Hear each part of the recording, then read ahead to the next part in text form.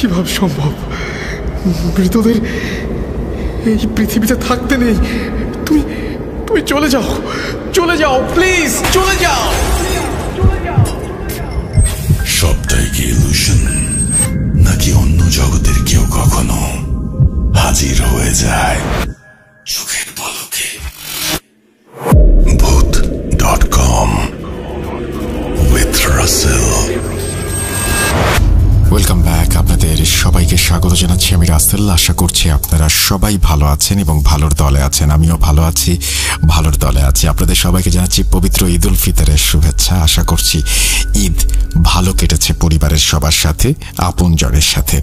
ঈদের সময় আসতে যেমন ভালো লাগে, ঈদের সময় ঈদ শেষ করে ফিরতে ততটা ভালো লাগে না এবং আমাদের তখন মনটা থাকে অনেক খারাপ। এবং আমি চেষ্টা করব যে আপনাদের মনটাকে যতটা সম্ভব ভালো করে দেওয়ার। হয়তো অনেকেই হয়তো এখন আবারও কর্মস্থলে ফিরে গেছেন, অনেকে হয়তো এখনো আছেন পরিবারের সাথে। যারা আছেন তারা অনেক লাকি, আর কেউ কেউ হয়তো ঈদে আসতেই পারেননি। বিশেষ করে আমাদের যে সমস্ত প্রবাসী ভাইরা থাকেন বিভিন্ন জায়গায়, পৃথিবীর বিভিন্ন জায়গায়, তারা কিন্তু প্রত্যেক ঈদে বা হয়তো কোনো ঈদেই টাইম করে আসতে পারেন না। যাই হোক, সবার জন্য অনেক অনেক শুভকামনা। পবিত্র ঈদ উল ফিতরের শুভেচ্ছা জানিয়ে আমি শুরু করছি আমাদের আজকের ভূত.com এবং আশা করছি যে প্রত্যেকটা ঘটনায় আপনাদের অনেক বেশি ভালো লাগবে। লিখছেন, আসসালামু আলাইকুম রাসেল ভাই ও প্রিয় শ্রোতারা, আশা করি ভালো আছেন। তারপরে তিনি লিখেছেন যে দয়া করে আমার নাম ঠিকানা বলবেন না। তারপরে তিনি বলে দিয়েছেন যে কোনটা কোনটা বলা যাবে, কোনটা কোনটা বলা যাবে না। যাই হোক, আমি সব দেখতে পাচ্ছি কিন্তু আপনাদের বলতে পারছি না। তারপর তিনি লিখছেন, ঘটনাটি অনেক বড়, তাই লেখায় কোনো ভুল ত্রুটি হলে ক্ষমা সুন্দর দৃষ্টিতে দেখবেন।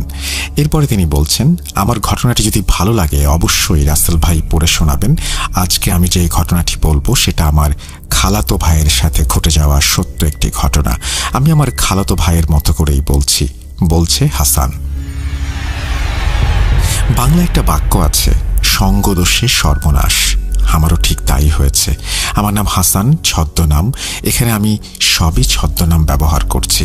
আমি আমার পরিবার ও নিজের একটু বর্ণনা দিয়ে নিই, যা পরে আপনারা সবাই বুঝতে পারবেন কেন আমি আমার পরিবার এবং আমার বর্ণনা দিয়েছিলাম। আমি খুব সাধারণ ঘরের একটি ছেলে। আমার বাবা একজন কাঠ মিস্ত্রি। আমরা দিন আনি দিন খাই। আমরা 3 ভাই বোন, আমার 2 বোন আর আমি। আমার বাবা আমাদের 3 ভাই বোনের লেখাপড়া করাতে গিয়ে হিমশিম খেত। পরিবারে আমি হচ্ছি বড় ছেলে। আমার সবেমাত্র এসএসসি এক্সাম দেয়া হয়েছে, পলিটেকনিকে ভর্তি হয়েছি। আমি ভাবছিলাম একটু একটু করে আমার স্বপ্ন পূরণ হচ্ছে। এখন আমি কিছু টিউশনই করব এবং আমি আমার বাবার পাশে দাঁড়াবো। কিছুটা হলেও বাবার উপকার হবে। সাল 2021।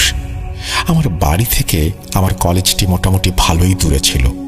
আমার গ্রাম থেকে আমি আর আমার এক ফ্রেন্ড সজীব শুধু ওই কলেজে পড়তাম, আর অন্যরা সবাই অন্য কলেজে চলে গিয়েছিল। কলেজটি আমার বাড়ি থেকে দূরে হওয়ার কারণে আমার বাবা আমাকে পুরনো একটি সাইকেল কিনে দেন, যাতে আমার যাতায়াতের কোনো সমস্যা না হয়। প্রতিদিন আমি সেই সাইকেল চালিয়ে যেতাম। একদিন আমি সাইকেল চালিয়ে কলেজ যাচ্ছিলাম, তখন দেখি আমার বন্ধু সজীব যাচ্ছে। আমি বললাম, কিরে সজীব, কোথায় যাচ্ছিস? কলেজে। ওঠ, সাইকেলে ওঠ, একসাথে যাই দুইজন। সজীব আর আমি সাইকেল চালিয়ে যাচ্ছিলাম। তখন সজীব বলল, হাসান, তুই আর আমি তো একই ক্লাসে পড়ি, একই সাবজেক্ট নিয়ে পড়ছি, আর আমরা একই গ্রামে থাকি। তাহলে একটা কাজ করলে হয় না? আমি বললাম, কি কাজ? সজীব বলল, কাল থেকে তুই আর আমি একসঙ্গে সাইকেলে করে কলেজে যাব। আমি বললাম, তাহলে তো ভালোই হয়, পড়াশোনা নিয়ে কথা বলা যাবে আর দুজন গল্প করতে করতে যাওয়া আসা করা যাবে। সজীব বলল, এভাবেই কেটে গেল বেশ কিছুদিন। একদিন সজীব আমাকে বলল, হাসান, তোকে একটা গুরুত্বপূর্ণ কথা বলতে চাই। আমি বললাম, বল, কোনো সমস্যা হয়েছে? না। তাহলে কি হয়েছে? হাসান, আমি না রিয়াকে অনেক পছন্দ করি। আমি বললাম, রিয়া? কোন রিয়া? ওই যে আরিফ ভাইয়ের বোন রিয়া। আমি মাথা নিচু করে বললাম, হ্যাঁ, বুঝতে পেরেছি। আমি সজীবকে অনেক বোঝানোর চেষ্টা করেছি, কিন্তু আমি পারিনি। সজীব আমার কোনো কথাই শোনেনি। এখানে আরও একটা কথা বলে নেওয়া ভালো, রিয়াদের পরিবার খুব একটা ভালো পরিবার ছিল না। রিয়াদের পরিবারকে আমার থেকে ভালো আর কে জানবে, কারণ রিয়া ছিল আমার খুব নিকট আত্মীয়। না, এটা না হয় থাক, আমি সজীবকে এইটাও বললাম, দেখ সজীব, রিয়ার তো বয়ফ্রেন্ড আছে, আর এটা তুইও জানিস। সজীব আমার কোনো কথার দাম দিল না। যাই হোক, অনেক বোঝানোর পরেও সজীবে বুঝল না। তখন আমি বললাম, তোর মন যা চায় তাই কর। এইভাবেই কেটে গেল প্রায় 1 মাস। ঘটনার মূল শুরু এখান থেকেই। সাল 2022-এর শুরুর দিক, কনকনে শীত।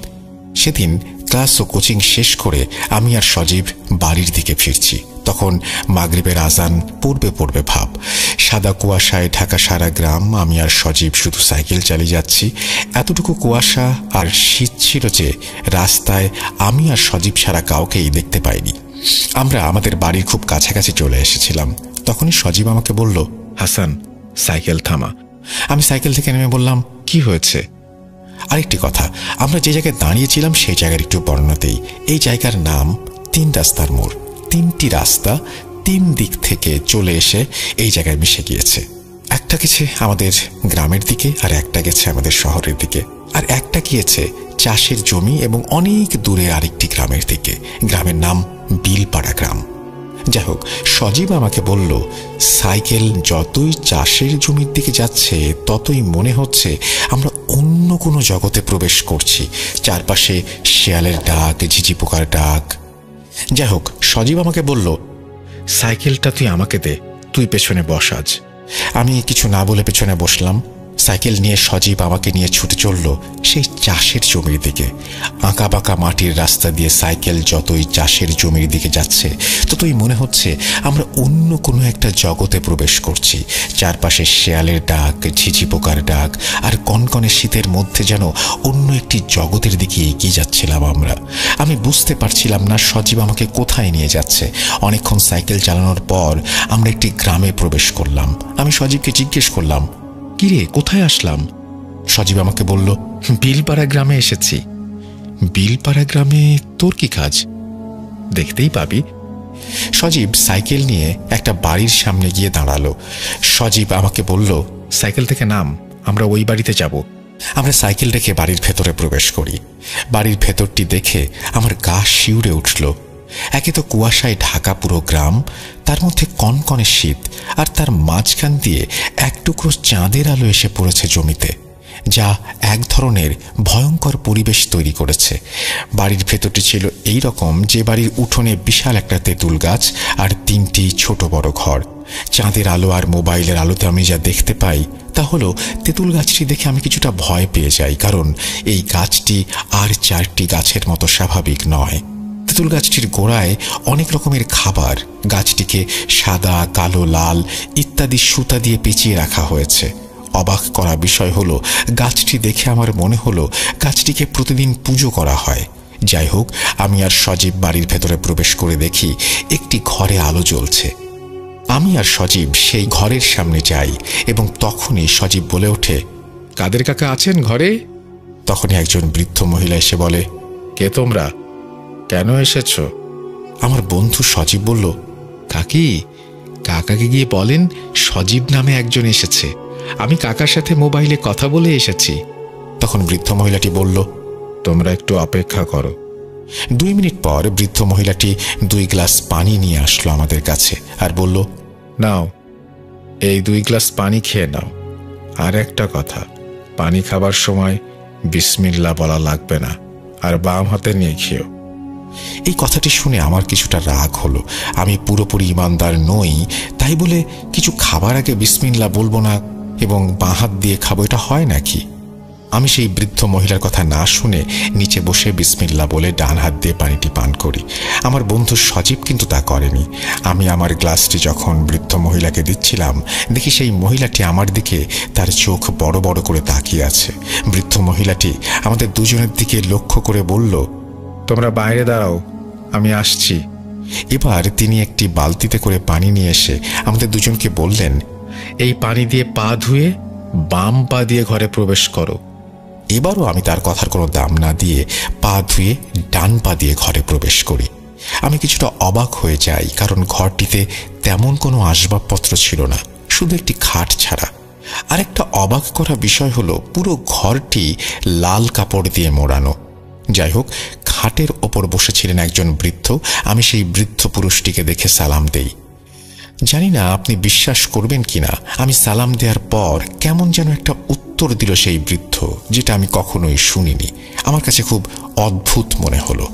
যাই হোক, একটু পর সেই বৃদ্ধা মহিলাটি চেয়ার এনে আমাদেরকে বলল বসার জন্য। আমরা বসি। তখন সেই বৃদ্ধ পুরুষটি সজীবকে বলল, যা বলেছিলাম তা এনেছিস? সজীব তার পকেট থেকে একটি চিরকুট বের করে দিল বৃদ্ধকে। বৃদ্ধ কিছুক্ষণ সেই চিরকুটটি দেখল। তারপর বৃদ্ধটি বিছানা থেকে নেমে ঘরের এক কোনায় লাল কাপড় মোড়ানো একটা মাটির কলস থেকে এক বোতল পানি নিয়ে আসলেন, আর চিরকুটটি দেখে কি যেন বিড়বিড় করে পানিতে ফুঁ দিতে লাগলেন। কিছুক্ষণ পর বৃদ্ধটি সজীবকে লক্ষ্য করে বলল, আমার হাদিয়া এনেছিস? সজীব বলল, হ্যাঁ এনেছি। সজীব 1000 টাকার একটা নোট বাড়িয়ে দিল সেই বৃদ্ধের দিকে। বৃদ্ধটি টাকাটি নিয়ে সেই পানির বোতলটি সজীবকে দিল। সজীব পানির বোতলটি পেয়ে খুব খুশি হলো, যেন সে আনন্দে আত্মহারা। সেই বৃদ্ধটি সজীবকে বলল, আর শোন, সূর্য ডোবার পর যে কোনো সময় বাড়ির চারপাশে এই পানি ছিটিয়ে দিয়ে আসবি। সজীব হাসতে হাসতে বলল, তাহলে কি কাজ হয়ে যাবে? বৃদ্ধ পুরুষটি বলল, না, সবে 50% হবে, আরো 50% বাকি। তখন সজীবের হাসি মুখটি কেমন যেন কালো আঁধার হয়ে গেল। সেই বৃদ্ধটি সজীবকে বলল, আগে প্রথম কাজটি শেষ কর, পরে বাকিটা। প্রথম কাজ শেষ হওয়ার 1 সপ্তাহ পর 3টি জিনিস নিয়ে আমার সাথে দেখা করবি। সজীব বলল, কি 3টি জিনিস? বৃদ্ধ বলল, তার ব্যবহার করা কাপড়ের টুকরো, তার 2-1টি চুল, আর সে খেয়েছে এমন কোনো খাবারের একটি টুকরো। যা করার 1 সপ্তাহের মধ্যেই করতে হবে, আর এই সপ্তাহের মধ্যে যদি না হয় তাহলে আর কখনো হবে না। সজীব বৃদ্ধ লোকটিকে লক্ষ্য করে বলল, যেভাবেই হোক আমি 1 সপ্তাহের মধ্যে সবকিছু নিয়ে আসব। তখন লোকটি বলল, আনতে পারলে ভালো।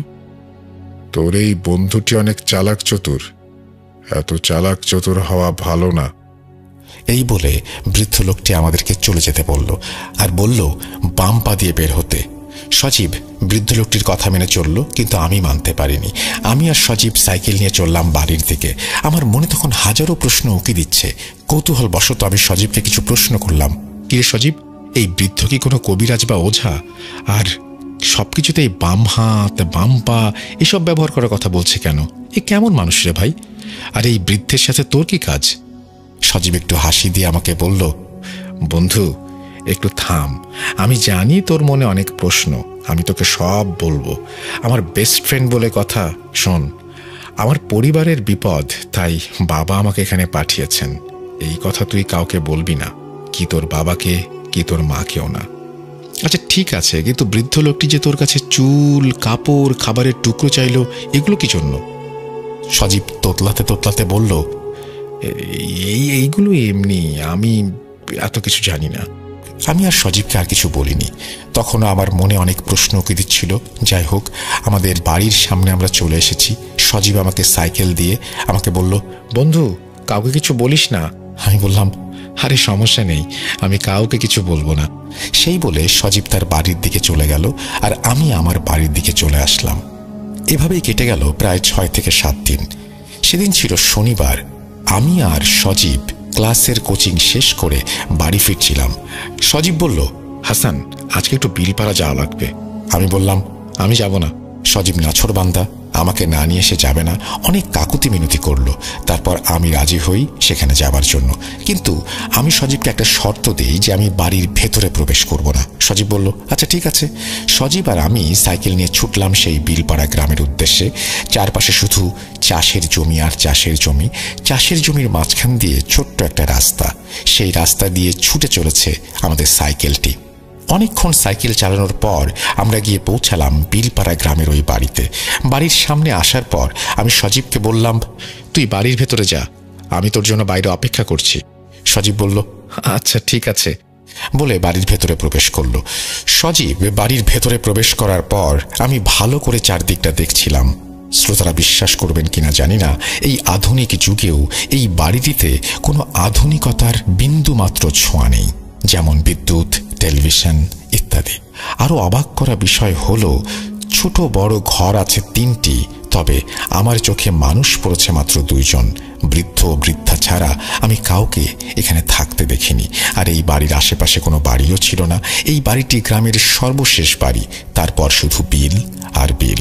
আমি বিলের দিকে তাকিয়ে শুধু ভাবছিলাম, কি করে এখানে 2 জন মানুষ, তাও আবার বৃদ্ধ বৃদ্ধা, থাকতে পারেন। আমার মনে মনে অনেক খারাপ লাগছিল। তখনই হঠাৎ করে আমার কাঁধে কেউ যেন হাত রাখলো। আমি কিছুটা চমকে যাই, পেছনে তাকিয়ে দেখি আমার বন্ধু সজীব। সজীব আমাকে বলল, চল, তোকে ভেতরে ডাকছে। আমি বললাম, আমি ভেতরে যাব না, তোকে আগেই বলেছি, আর ওদের নিয়ম কানুন আমার ভালো লাগে না। তখন সজীব আমাকে বলল, বন্ধু, আমরা তো আর এখানে আসবো না, আজকেই শেষ। তুই আমার বেস্ট ফ্রেন্ড, আমার আর আমার পরিবারের জন্য আরেকটু কষ্ট কর। আমি আর না করতে পারলাম না। আমি সজীবের সাথে বাড়ির ভেতরে প্রবেশ করি। প্রথম দিন আমি আর সজীব যেই ঘরে গিয়েছিলাম, আজকে আর আমাদেরকে সেই ঘরে নেয়নি। বৃদ্ধ মহিলাটি সজীবকে আর আমাকে বলল, আমার সাথে চল। মহিলাটি আমাদেরকে নিয়ে তেঁতুল গাছের গোড়ায় বড় একটি ঘরে নিয়ে যায়। যেই না আমি আর সজীব ঘরের ভেতরে প্রবেশ করেছি, তখনই বৃদ্ধ মহিলাটি একটু রাগান্বিত হয়ে আমাকে বলল, দাঁড়া, এত তারা কিসের? তোদের আগে পানি পান করাই, তারপর পা ধুয়ে ঘরে প্রবেশ করবি। এবার আমি একটু রাগান্বিত হয়ে বললাম, আমি বিসমিল্লাহ না বলে কিছু খেতে পারবো না, আর বাম পা বা বাম হাতও ব্যবহার করতে পারবো না। তখন আমার বন্ধু সজীব আমাকে শান্ত হওয়ার জন্য বলল। যাই হোক, আমরা ঘরে প্রবেশ করি। ঘরে প্রবেশ করে দেখি পুরো ঘর আগরবাতির ঘ্রাণে মোমো করছে, আর ঘরের চারপাশে হরেক রকমের মোমবাতি জ্বলছে। আর ঘরের একপাশে একটি আসন করে চোখ বন্ধ করে বসে আছেন সেই বৃদ্ধ লোকটি আমাদের অস্তিত্ব বুঝতে পেরে সজীবকে উদ্দেশ্য করে বলল, কিরে, তোকে যে আনতে বলেছিলাম এনেছিস? উত্তরে সজীব বলল, হ্যাঁ, আনতে পেরেছি। তখন বৃদ্ধ লোকটি বলল, কই দে দে দেখি কি এনেছিস। সজীব বৃদ্ধ লোকটির দিকে লাল একটি কাপড়ের ব্যাগ এগিয়ে দেয়। তারপর বৃদ্ধ লোকটি ব্যাগ থেকে এক এক করে 3টি জিনিস বের করে, কিছু চুল, একটি ছোট কাপড়ের টুকরো, অর্ধেক খাওয়া একটি চিকেন ফ্রাই। আর এই 3টি জিনিস দেখে বৃদ্ধ লোকটি একটা চিৎকার দিয়ে উঠল, আরে, এই 3টি জিনিসকে একটি মাটির পাত্রে রাখতে বলেছে কে? শোন, আমি একটা কাজ শেষ করে আসছি, আর একটা কথা, ঘরের বাইরে যাই হয়ে যাক না কেন, তোরা কেউ ঘর থেকে বের হবি না। এই বলে বৃদ্ধ মহিলাটি ও বৃদ্ধ পুরুষটি সজীবের দেয়া জিনিসগুলো নিয়ে বাইরে চলে যায়, আর ঘরের দরজাটি ভালো করে বন্ধ করে দিয়ে যায়। ও, আরেকটি কথা বলতে ভুলে গিয়েছিলাম। বৃদ্ধ লোকটি সজীবকে বলেছে, আমি তোকে পানি পড়া দেওয়ার 1 দিন পর তুই পানি ছিটিয়ে দিয়েছিলি, তাই না? সজীব বলল, হ্যাঁ। তখন বৃদ্ধ লোকটি চিৎকার করে বলল, আমার প্রভু অজিরের কাছে আর কোনো কিছুই অসম্ভব না। অজিরের দয়ায় তোর একটি কাজ হয়েছে, আশা করছি এটাও হয়ে যাবে। যাই হোক, তারা 2 জন চলে যাওয়ার পর আমি সজীবকে জিজ্ঞাসা করলাম, কিরে সজীব, কি হচ্ছে এসব?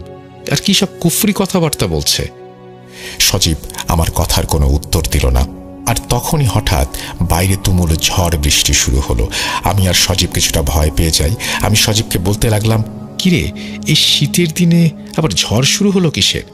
তখন আমি দেখি সজীব ভয় পেয়ে ভীতুর মতো একটি চেয়ারে বসে আছে। আমি বাইরে কি হচ্ছে দেখার চেষ্টা করি, কিন্তু কিচ্ছু দেখতে পাইনি। বাইরে এতটাই ঝড় হচ্ছিল যে মনে হচ্ছে এক নিমিষেই সব শেষ করে দেবে। তখনই বাতাসের তীব্র গতিতে দরজাটি খুলে যায়, আর তারপর দেখি ঘরের বাইরে তেঁতুল গাছটি যেন এখনই ভেঙে পড়বে। আর সেই তেঁতুল গাছটির গোড়ায় বসে বৃদ্ধ পুরুষ ও মহিলাটি কোনো একটি অবয়বকে পুজো করছে, আর তাদের পুজোকে লক্ষ্য করে বেশ কিছু কালো অবয়ব তাদের চারপাশে ঘোরাঘুরি করছে।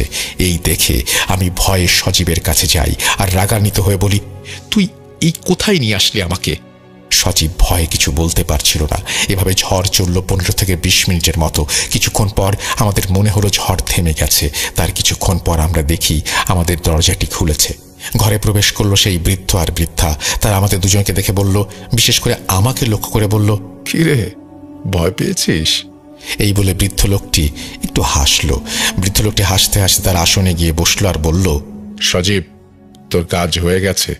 তারপর সেই বৃদ্ধ লোকটি সজীবের দিকে দুটি তাবিজ এগিয়ে দিয়ে বলল, শোন, এই তাবিজগুলো পরার নিয়ম, প্রথমে তোকে কাপড় চোপড় সবকিছু ছেড়ে দুইটি তাবিজ দুই জায়গায় পড়তে হবে, একটি বাম হাতে আর একটি তোর কোমরে। আর দ্বিতীয় নিয়ম হলো সে রাতে কোনো কাপড় চোপড় ইউজ করা যাবে না। কি পারবি? সজীব বলল, আমি সব করতে পারবো।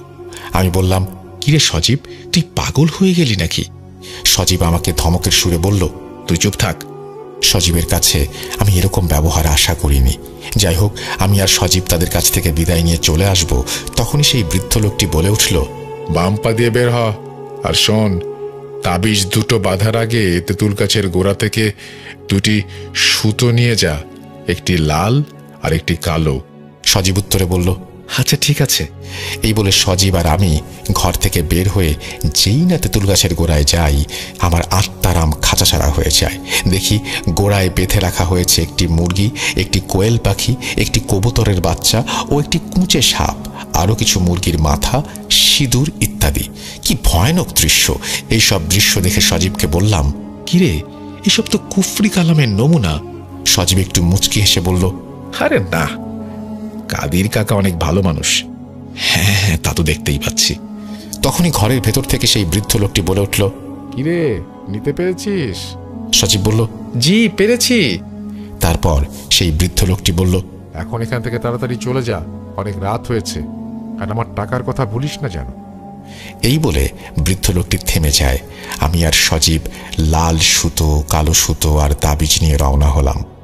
বাড়ি আসতে আসতে আমি সজীবকে অনেক প্রশ্ন করি, আর উত্তরে সজীব বলে পরিবারের অনেক বিপদ, তাই সে এমন কাজ করেছে।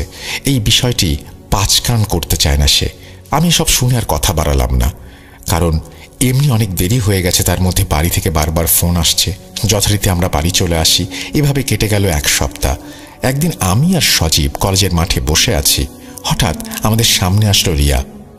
সজীব রিয়াকে অনেক পছন্দ করে, কিন্তু রিয়া পছন্দ করত আরেকজন ছেলেকে, আর সজীবকে সে দেখতে পারত না। আমি সজীবের সাথে চলি বলে রিয়া মাঝে মাঝে আমাকে কথা শোনাত। যাই হোক, রিয়াকে দেখে সজীব তো অবাক। রিয়া মাঝে মাঝেই আমার কাছ থেকে কিছু নোটবুক নিত। আমি মনে করলাম হয়তো সে নোটবুকের জন্য এসেছে। আমি যেই না রিয়াকে জিজ্ঞেস করব, রিয়া কিছু লাগবে, তখনই রিয়া বলল, সজীব, তোমার সাথে আমার কথা আছে, চলো আমার সাথে। সজীব আর রিয়া চলে যাচ্ছিল। তখন সজীব ঘাড় ঘুরিয়ে আমার দিকে তাকিয়ে একটু হাসি দিল। আমি জানতাম যে সজীবের সাথে এটাই আমার শেষ দেখা, শেষ কথা, শেষ চলা। কি ভাবছেন, সজীব মারা গিয়েছে? না, সজীব মারা যায়নি। ওই দিনের পর থেকে সজীব আর আমার একসাথে কলেজে যাওয়া হয়নি, কথাও বলা হয়নি, সজীবের সাথে তেমন দেখাও হয়নি। প্রিয় শ্রোতা, আপনারা নিশ্চয়ই বুঝতে পারছেন আমি কেন বলেছিলাম সঙ্গদোষে সর্বনাশ। এখন আমি যতটুকু বলবো তার অর্ধেক বলবো, আর অর্ধেক বলবে আমার খালাতো ভাই রাকিব। যাই হোক, এভাবে কেটে গেল প্রায় 1 মাস।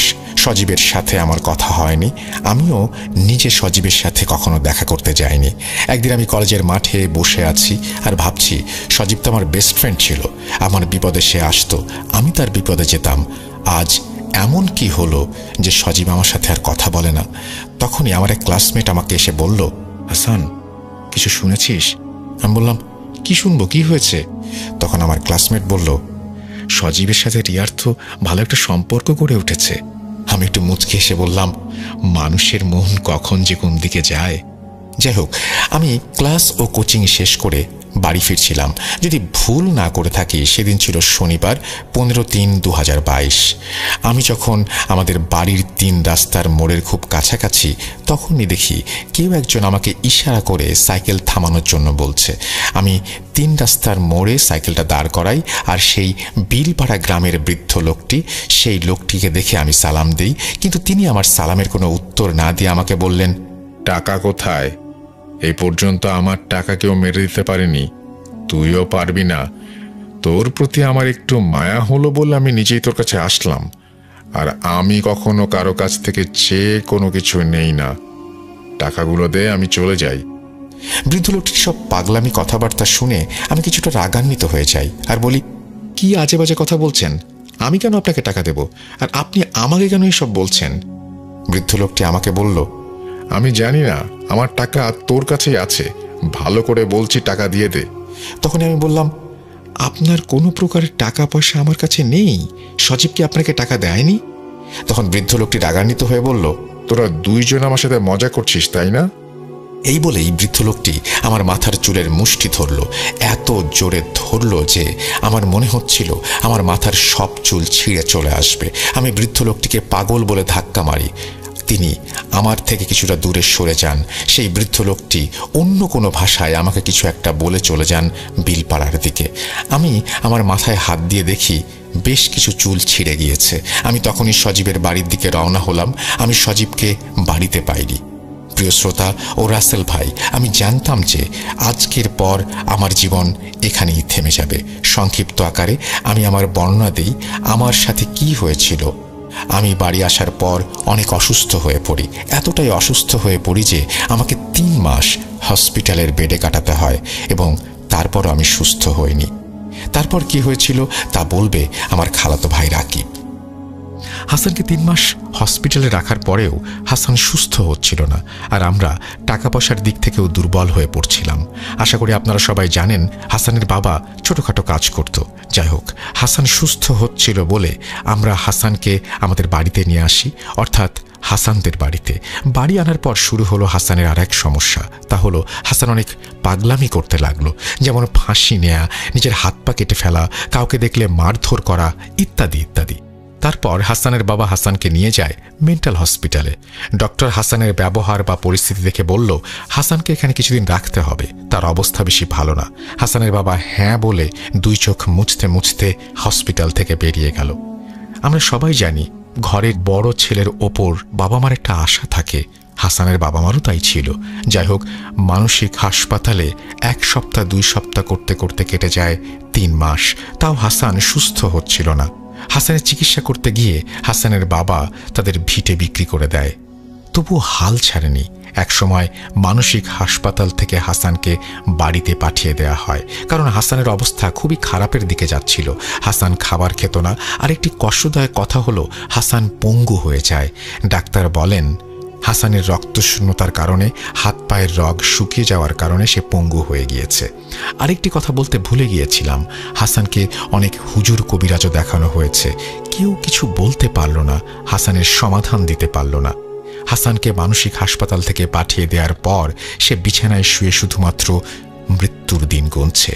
আমরা আমাদের সামর্থ্য মতো যতটুকু পেরেছি তা করেছি, কিন্তু আমরা একটা সময় আর পারিনি। আমরা হাসানের আশা ছেড়ে দেই। তখনই আমরা আশার আলো দেখতে পাই। বাংলায় একটি কথা আছে, রাখে আল্লাহ মারেকে। হঠাৎ আমাদের গ্রামে বাংলাদেশের নাম করা এক হুজুর আসেন ওয়াজ মাহফিলে। গ্রামের অনেকেই বলাবলি করছিল এই হুজুর নাকি অনেক বড় মাপের আলেম, তিনি অনেক কিছুর সমাধান করতে পারেন। এ কথা শুনে আমি আর হাসানের বাবা চলে যাই সেই হুজুরের কাছে। হুজুরের মাহফিল শেষ হলে আমরা হুজুরের সাথে কথা বলি। হুজুর বলেন, আমি তো এখন যেতে পারবো না, আমার আরেক জায়গায় ওয়াজ মাহফিলে যেতে হবে। গ্রামের মানুষ ও আমাদের কাকুতি মিনতি দেখে হুজুর হাসানকে এক নজর দেখতে আসেন। হুজুর বাড়ির ভেতরে প্রবেশ করেই বললেন, এই বাড়িতে একটা আড্ডাখানা হয়ে গিয়েছে, কিভাবে আছেন এই বাড়িতে? এই বলে হুজুর হাসানের ঘরে প্রবেশ করে। হুজুর হাসানকে দেখেই আল্লাহু আকবার বলে চিৎকার দিয়ে ওঠেন। বলেন, এই ছেলে এখনো জীবিত আছে কিভাবে তা আল্লাহই ভালো জানেন। হাসানের বাবা জিজ্ঞেস করেন, হুজুর কি হয়েছে আমার ছেলের? হুজুর যা বলেন তা শোনার জন্য হয়তো হাসানের বাবা মা কেউই প্রস্তুত ছিলেন না। হুজুর বলেন, তার উপর অনেক খারাপ ধরনের কালো জাদু করা হয়েছে। কালো জাদুর কিছু ভাগ আছে। হাসানের উপর করা হয়েছে খুব নিকৃষ্ট এবং নাপাকি জিনের সর্দার দ্বারা করানো কোনো জাদু। আমি এখানে ওর কোনো চিকিৎসা করতে পারবো না, হুজুর বলছেন। হাসানকে শুক্রবার সকালে আমার মাদ্রাসায় নিয়ে আসবেন। হুজুরের কথা মতো আমরা শুক্রবার সকালে হুজুরের মাদ্রাসায় চলে যাই হাসানকে নিয়ে। হুজুর হাসানকে দেখে বললেন, সে বসতে পারবে না, তাই তাকে এখানে শুইয়ে দিন। তারপর হুজুর হাসানের চারপাশে একটা গোল বৃত্ত এঁকে দিলেন। তারপর ছোট বড় মোট 15 জন হুজুর নিয়ে শুরু হলো হাসানের রুকাইয়া। আমরা তখন বাইরে দাঁড়িয়েছিলাম। আমরা অনেক কিছুর আওয়াজ শুনতে পাই এবং অনেক কিছুর ধস্তাধস্তির শব্দ শুনতে পাই। যাই হোক, রুকাইয়া চলে প্রায় 1 ঘন্টা। কিছুক্ষণ পর হুজুর ঘর থেকে বেরিয়ে আসেন, আর আমাদেরকে যা বলেন তা শোনার জন্য আমরা মোটেও প্রস্তুত ছিলাম না। বলছেন, আমি তো আগেই বলেছিলাম হাসানকে কালো জাদু করা হয়েছে। আর হাসানের উপর যে কালো জাদু করা হয়েছে তা সাধারণ কেউ করতে পারবে না, কারণ এই জিনকে পেতে হলে মানুষ কুরবান করতে হয়। আর হাসানকে যেই কবিরাজ কালো জাদু করেছে সে তার তিনজন ছেলে মেয়েকে কুরবান করেছে সেই জিনকে পাওয়ার জন্য। আর এই জিনের আছে অলৌকিক অনেক ক্ষমতা, যা অন্য কোনো জিন কখনো করতে পারে না। অন্য জিনের সেই ক্ষমতা থাকে না। আর এই জিন হচ্ছে সর্দার জিন। আর জিনও বারবার ফিরে আসছিল, কারণ কবিরাজের জিনগুলো ছিল নাপাক এবং পোশাকবিহীন। আপনারা জানেন কি কেন হাসানকে কালো জাদু করা হয়েছে? হাসান আর হাসানের এক বন্ধু একটি মেয়ের ওপর কালো জাদু করার জন্য যে কবিরাজের কাছে গিয়েছিল, কবিরাজ কিছু টাকার জন্য সেই কালো জাদুটি উল্টে হাসানের ওপর করে। হাসান আর তার বন্ধু কবিরাজকে বলেন, যদি আপনি জাদুর কাজ করে দেন, আমি সেই মেয়েকে পাই, তাহলে আপনাকে আমি সব টাকা, অর্থাৎ আমার সব টাকা দিয়ে দেব, এবং কাজ না হলে কোনো টাকা পয়সা আমি দেব না। কবিরাজের কালো জাদু কাজ করে, কিন্তু কবিরাজকে কোনো টাকা পয়সা দেয় না। কবিরাজ অনেক দিন হাসানের বন্ধুর কাছে গিয়েছিল, কিন্তু সে টাকা দেয়নি। আর সে বলে, আমি টাকা অনেক আগে হাসানকে দিয়েছি, আপনি তার কাছ থেকে নিয়ে নেন। তারপর থেকে কবিরাজ হাসানকে খুঁজতে থাকে, আর একদিন হাসানের সাথে দেখা হয়ে যায়। সেই কবিরাজ হাসানকে তার টাকা দেওয়ার জন্য চাপ প্রয়োগ করে। হাসান তো কিছুই বুঝতে পারে না। সেইখান থেকেই হুজুরের ক্ষোভ এবং তার থেকেই হাসানের প্রতি এই নিকৃষ্ট প্রতিশোধ, এবং হাসান পড়ে যায় বিপদে। হায় রে মানুষ! এই বলে হুজুর থামেন। ঘটনাটি অনেক বড় হয়ে গিয়েছে, তার জন্য আমাকে মাফ করবেন। আসলে স্বপ্ন অনেক ছোট হয়, কিন্তু বাস্তব অনেক বড়। হাসান এখন মোটামুটি সুস্থ, তবে সে আর কোনোদিন দাঁড়াতে পারবে না। আশা করি আপনারা সবাই বুঝতে পেরেছেন আমি প্রথমে কেন বলেছিলাম সঙ্গদোষে সর্বনাশ। সজীব ও রিয়ার কয়েক মাস হলো বিয়ে হয়েছে, তাদের জন্য সবাই দোয়া করবেন। আমি জানি সজীব আমার জীবন নষ্ট করে দিয়েছে। আবারও হাসান বলছেন এই কথাগুলো। আমি আল্লাহর কাছে তার বিচার চাই, আর আমার জন্য দোয়া করবেন। অনেকেই হয়তো বলবেন, সজীবের বিরুদ্ধে পদক্ষেপ কেন নেয়নি? আসলে তার পরিবার ছিল এলাকার মাথা, আর আমরা চাইলেও কিচ্ছু করতে পারবো না। আরেকটা কথা বলে আমি শেষ করব, তা হলো না জেনে না বুঝে কোনো বন্ধু বান্ধবের সাথে যোগ দেবেন না। সেই বৃদ্ধ কবিরাজের বিষয়ে আমরা অনেক কিছু জেনেছি, ইনশাল্লাহ অন্য একদিন বলবো। এই বলে তিনি তার ঘটনা শেষ করেছেন। আশা করছি তার এই ঘটনাটি আপনাদেরও ভালো লেগেছে। যদি ভালো লেগে থাকে অবশ্যই আমাদেরকে জানাবেন, যদি ভালো না লেগে থাকে তাও আমাদেরকে জানাবেন। আমরা চলে যাব আমাদের পরবর্তী ঘটনায়।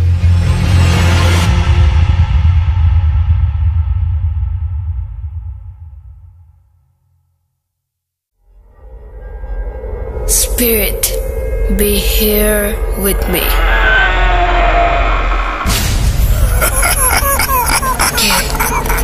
Get to me. Bhoot.com.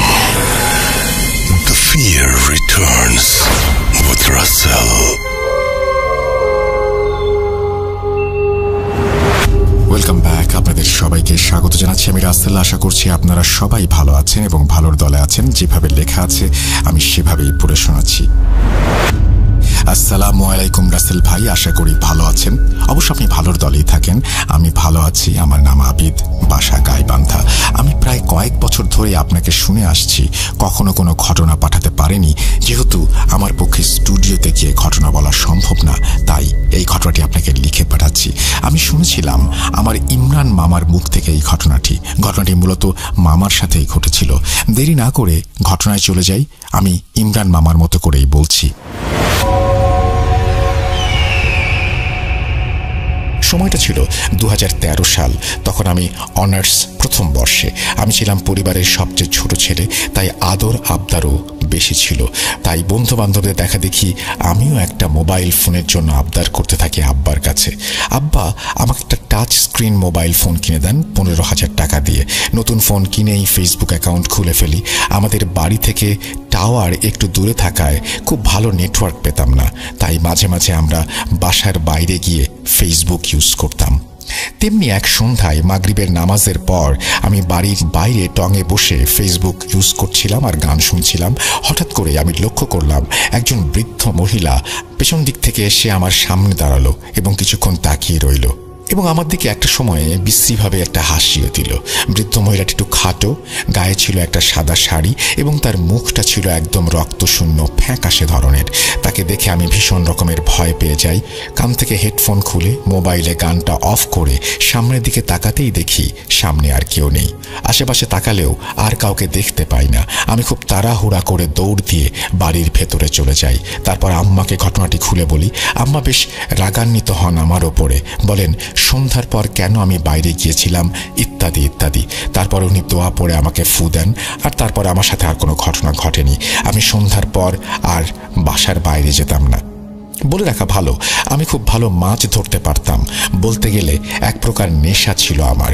তাই মাঝে মাঝে বন্ধুদের নিয়ে গ্রামের বিলে বা বিভিন্ন জায়গায় রাতে মাছ ধরতে যেতাম।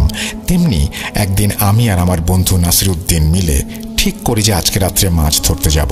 সেদিন আমার গ্রামে ইসলামিক সভা ছিল। নাসিরউদ্দিন আমাকে বলল যে সভা শুনে একটু ঘুমিয়ে মাছ ধরতে যাবে, সে আমাকে এসে জাগিয়ে দেবে। তো যেইভাবে সেই কাজ। রাত 12টার দিকে সভা শুনে এসে ঘুমিয়ে পড়ি। আনুমানিক 2:30টার দিকে নাসিরউদ্দিন এসে আমাকে ডাক দেয় এবং আমি উঠে মাছ ধরতে যাই এবং পলাই নিয়ে যাই সঙ্গে করে। গ্রামের পাশেই বিলের দিকে রওনা হই আমরা। যথাসময় আমরা মাছ ধরতে শুরু করি। সেদিন প্রচুর মাছ পাচ্ছিলাম। যত এগোচ্ছি তত মাছের আনাগোনা যেন বাড়ছিল। দুই বন্ধু মিলে মাছ মারছি, কিন্তু নাসিরউদ্দিন খুব বেশি কেন জানি কথা বলছিল না। এমনিতেই সে অনেক বাঁচাল স্বভাবের এবং তার বিড়ির নেশাও অনেক, কিন্তু সেদিন সে একটা বিড়িও ধরায়নি। আমি টুকটাক সিগারেট খাচ্ছিলাম, তাই নাসিরউদ্দিনকে বলি যে, কিরে বিড়ি ধরা একটা, আর গান বল শুনি। সে বলল, ইচ্ছে করছে না, তুই মাছ ধরতে থাক। তার কিছুক্ষণ পর আমরা বিশ্রাম নেওয়ার জন্য বসি। আমার কাছে ম্যাচ থাকলেও বিড়ি ছিল না, তাই নাসিরউদ্দিনের কাছে একটা বিড়ি চাই। নাসিরউদ্দিন বলে যে, তোর কাছে কোনো বিড়ি নেই? আমি বেশ অবাক হয়ে যাই। নাসিরউদ্দিন মাছ ধরতে এসছে, তার কাছে কোনো বিড়ি নেই শুনে কষ্টই লাগলো। এদিকে নাসিরউদ্দিন বেশ তোড়জোড় শুরু করে দিয়েছে সামনের দিকে এগিয়ে যাওয়ার জন্য। আমি একটু বিরক্ত হয়েই ম্যাচের একটা কাঠিতে টোকা দিয়ে আগুন জ্বালিয়ে উঠে দাঁড়িয়েছি। এক মুহূর্তের জন্য আমি চমকে গেলাম নাসিরউদ্দিনের পায়ের দিকে লক্ষ্য করে। আমি দেখলাম নাসিরউদ্দিনের পা দুটো একেবারেই অস্বাভাবিক। নাসিরউদ্দিন বেশ ভালো রকমের বিরক্তি নিয়েই পেছনে ফিরে বলল, কিরে বিড়ি নাই, কিছু নাই, অথচ ম্যাচ জ্বালাচ্ছিস কেন? চল সামনে তাড়াতাড়ি চল। ততক্ষণে আমার মেরুদণ্ড দিয়ে শীতল স্রোত বয়ে গেছে। 5 সেকেন্ডের ম্যাচের কাঠির আলোয় যা দেখেছি সেটা কোনোভাবেই মনের ভুল হতে পারে না। আমি ততক্ষণে বুঝে গিয়েছি বিশাল বড় কোনো একটা বিপদের ভেতরে পড়তে যাচ্ছি আমি। সামনের ব্যক্তিটি নাসিরউদ্দিন নয়, বরং কোনো খারাপ জিন। ভয়ে আমার দম বন্ধ হয়ে যাওয়ার উপক্রম। তারপর যত তাড়াতাড়ি সম্ভব নিজেকে একটু সামলে নেওয়ার চেষ্টা করি এবং নিজেকে বুঝাই যে সে যেন কোনোভাবেই বুঝতে না পারে এমন কিছু আমাকে করতে হবে। হয়তো জীবন নিয়ে না হলে ফেরা সম্ভব হবে না। এদিকে সামনে থেকে সে আমাকে বলল, কিরে আর কত দেরি করবি? আমি তাকে বুঝতে না দিয়ে তার সাথে হাঁটা শুরু করলাম। ততক্ষণে বিলের মাঝে এসে গিয়েছি। আর একটু হাঁটলেই পানির গভীরতা ধীরে ধীরে বাড়তে শুরু করবে। আমি বললাম, কিরে আজ তো অনেক মাছ ধরলাম, আর কত ধরবি, এবার বাড়ি চল। নাসিরউদ্দিন বলল, এই তো মাত্র কয়টা মাছ, আজ যেহেতু অনেক মাছ তাই আরো ধরবো। এদিকে আমিও অনেকটা দিশেহারা হয়ে যাচ্ছিলাম। তাকে বললাম, দাঁড়া একটু বিশ্রাম নেব, খুব ক্লান্ত লাগছে। সে বিরক্ত স্বরে বলল, আরে চল তো, কোনো ক্লান্ত লাগবে না, সামনে চল তাড়াতাড়ি। আমি বললাম, আর পারবো না রে ভাই, বাড়ি যাব, অনেকক্ষণ তো হলো, মাছের ব্যাগও ভর্তি হয়ে গেছে। সে এবার মহাবিরক্তি নিয়ে বলল, এত বাড়াবাড়ি করছিস কেন? মাছ ধরতে কি সমস্যা তোর? দেখছিস না কত মাছ? এদিকে আমিও সময় পার করার জন্য এটা সেটা বলছিলাম, তর্ক করছিলাম এবং কিছুটা সময় পারও করতে পারলাম। কিন্তু ভোর হতে তখন অনেক দেরি, আজান হতে অনেকটা সময় বাকি। আমি বুঝতে পারছিলাম যদি আজান না হয় তাহলে আমার জীবনে আজকে ভয়াবহ কিছু একটা অপেক্ষা করছে। এদিকে নাসিরউদ্দিন রূপী জিনটাও সম্ভবত কিছুটা আন্দাজ করতে পেরেছিল যে আমি হয়তো কিছু বুঝে গেছি। এবার সে রাগের স্বরে আর মোটা গলায় আমাকে বলতে লাগলো, চল চল বলছি, ইমরান আমাকে রাগাবি না একদম। এবারে আমি একেবারেই ভেঙে পড়লাম এবং যত দোয়া দুরুদ জানি সব পড়তে শুরু করলাম। এদিকে আমার বাড়িতে মা তাহাজ্জুদের নামাজ পড়তেন বিধায় অনেক আগেই ঘুম থেকে উঠেছেন। ঘুম থেকে ওঠার আগ মুহূর্তে তন্দ্রা অবস্থায় মা একটা ছোট্ট দুঃস্বপ্ন দেখেছেন। তিনি স্বপ্নে দেখেন যে একটা কুয়োর মধ্যে আমি পড়ে গেছি এবং আর্তনাদ করছি এবং সেই কুয়োটা আস্তে আস্তে ছোট হয়ে আসছে। মা চেষ্টা করছিলেন কুয়োটার কাছে যাওয়ার জন্য, কিন্তু কোনোভাবেই তার কাছে তিনি যেতে পারছিলেন না। তিনি যতবার এগুচ্ছিলেন ততবারই বাতাসের ধাক্কায় পড়ে যাচ্ছিলেন। ঠিক তখনই তার তন্দ্রা ভাবটি কেটে যায়। তিনি উঠে দ্রুত আমার রুমে চলে আসেন এবং দেখেন আমি বিছানায় নেই। মা খুবই চিন্তিত হয়ে পড়েন। আমি সচরাচর রাতে মাছ ধরি সেটা তিনি জানতেন, কিন্তু রাত 12টার আগে আমি চলে আসি এটাও তিনি জানতেন। আমার বন্ধুরা বা আমার চাচাতো ভাইরা থাকায় তিনি কিছু বলতেন না। তিনি দ্রুত চাচির কাছে যান এবং তাকে ডেকে তুলে বলেন আমার চাচাতো ভাইরা মাছ ধরতে গেছে কিনা। চাচি বলেন তারা তো কেউ মাছ ধরতে যায়নি, তারা সভা থেকে এসে ঘুমিয়েছে। এবার আমার মা ভয় পেয়ে যান। তিনি আমার বড় বোন তাকে উঠান। আব্বা বাড়িতে ছিলেন না, তিনি ব্যবসার কাজে বাইরে ছিলেন। মা আর বড় আপা অজু করে দ্রুত নামাজে বসে পড়েন। মা সিজদায় পড়ে কান্নাকাটি করতে থাকেন আর আল্লাহর কাছে আমার সুস্থতার জন্য বলতে থাকেন। মায়ের মন তো হয়তো বিপদের আশঙ্কা টের পেয়েছিল, তাই মা চাচা আরও কয়েকজন জেগে ওঠায় আমাকে খুঁজতে বের হন এবং যেহেতু বেশিরভাগ সময় আমি বিলের দিকেই মাছ ধরতে যাই, লাইট নিয়ে তারা বিলের দিকেই রওনা দেন। এদিকে ততক্ষণে ভয়ে কাঠ হয়ে আমি দাঁড়িয়ে আছি। নাসিরুদ্দিনের চেহারা ততক্ষণে পরিবর্তিত হতে শুরু করেছে, সে ভয়ানক আকার ধারণ করতে শুরু করেছে। নাসিরুদ্দিনের জায়গায় আস্তে আস্তে একটা কালো ছায়া কিংবা অবয়ব কিছু একটা ওরকম দেখতে পাচ্ছি আমি তখন মৃত্যু ভয়ে কাঁপছি। মাথায় কোনো সূরা আসছে না। হঠাৎ কালো অবয়ব ভারী মোটা গলায় বলল, বাঁচবি না তুই, আজ শেষ করে ফেলবো। টের পেয়েছিস যখন, মরার জন্য প্রস্তুত হ। আমিও শেষবারের মতো বাঁচার কথা ভাবলাম। আর কোনো কিছু না ভেবেই পেছন ফিরে দিলাম দৌড়। অল্প পানি হলেও দৌড়াতে বেশ কষ্ট হচ্ছিল আমার, তারপরেও জীবনের মায়া বড় মায়া। এদিকে পেছন থেকে শোঁ শোঁ শব্দ আসছিল, যেন ঝড় বইছে। আর ভয়ঙ্কর হুঙ্কার তো আছেই। প্রায় 15 মিনিট দৌড়ানোর পর আমার পা আর চলে না। শরীর ক্লান্ত হয়ে আসছিল, চোখের সামনে সবকিছুই অন্ধকার হয়ে আসছিল। হঠাৎ করে একটা কিছুর সাথে ধাক্কা খেয়ে আমি পড়ে গেলাম। উঠতে গেলে লক্ষ্য করলাম আমার চারপাশে অন্ধকার, কিছু বাতাস ঘূর্ণিঝড়ের মতো কুণ্ডুলি পাকিয়ে ঘুরছে। আমি একদম মাঝ বরাবর, কখন জানি সেই ঝড়ের কুণ্ডলি আমাকে গ্রাস করে নেয়। আমি আর কিছু নিতে পারছিলাম না। আল্লাহ বাঁচাও বলেই জ্ঞান হারালাম। জ্ঞান হারাবার মুহূর্তে 3টা জিনিস আমার কানে আসলো। প্রথমে শুনলাম কেউ বলল কেউ তোকে বাঁচাতে পারবে না। দ্বিতীয়ত আমার নাম ধরে কয়েকজন ডাকলো। তৃতীয়ত সবচেয়ে মধুর, মনে হলো অনন্তকাল ধরে এটা শোনার জন্যই আমি অপেক্ষা করছিলাম, সেটা ছিল ফজরের আজানের ধ্বনি। আমি শেষ পর্যন্ত জ্ঞান হারালাম, আর কিছু বলতে পারলাম না। যখন আমার জ্ঞান ফিরল তখন আমি নিজেকে আমার বাড়িতে আবিষ্কার করলাম। কেউ একজন আমার মাথায় পানি ঢালছে এবং দোয়া পড়ে ফুঁ দিচ্ছে। আমার মায়ের কান্নাও আমি শুনতে পাচ্ছিলাম। অবশেষে আমি চোখ খুলে উঠে বসলাম। মাথায় প্রচণ্ড রকমের ব্যথা করছিল। মনে হয় 1 শতাব্দী পর ঘুম থেকে উঠলাম। একজন হুজুর আলহামদুলিল্লাহ জ্ঞান ফিরেছে বলে আমার কাছে আসলেন। আব্বা বললেন, কি হয়েছে রে ইমরান, বিলের মাঝে জ্ঞান হারিয়ে পড়েছিলি কেন? আর একাই মাছ ধরতে গিয়েছিলি? তারপর সবকিছু খুলে বললাম। নাসিরুদ্দিন সেখানে ছিল। এসব শুনে সে অবাক হয়ে যায়। আমি বললাম, সভা থেকে এসে আমি ঘুমিয়ে পড়ি।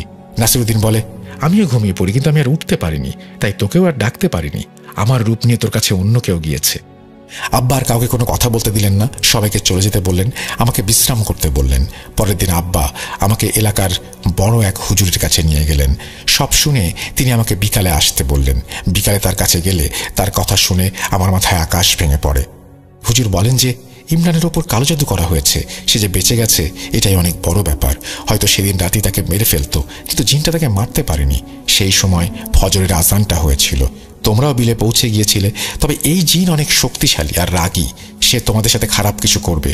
তারপর আব্বাকে বললেন, এর চাইতে আর কিছু আমার পক্ষে বলা সম্ভব না। তাবিজ দিচ্ছি, কোনো ক্ষতির হাত থেকে তাকে বাঁচাবে। এই বলে ইমরান ভাই গল্প থামালেন এবং আমাকে বললেন আরো অনেক কিছু তার জীবনে ঘটেছে, সেগুলো অন্য কোনো দিন বলবেন। ঘটনাটি পাঠিয়েছেন আবিদ হাসান গাইবান্ধা থেকে। আপনাকে অসংখ্য ধন্যবাদ চমৎকার এই ঘটনাটি পাঠানোর জন্য।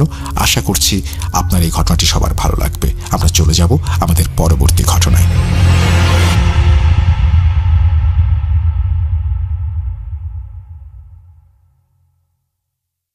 Welcome back. আপনাদের সবাইকে অনেক অনেক ধন্যবাদ এতক্ষণ পর্যন্ত আমাদের সাথে থাকার জন্য। অনেক অনেক শুভকামনা রইল সব সময় এই ইউটিউব চ্যানেলটি সম্পর্কে আপডেট পেতে আমাদের ইউটিউব চ্যানেলটিকে সাবস্ক্রাইব করুন।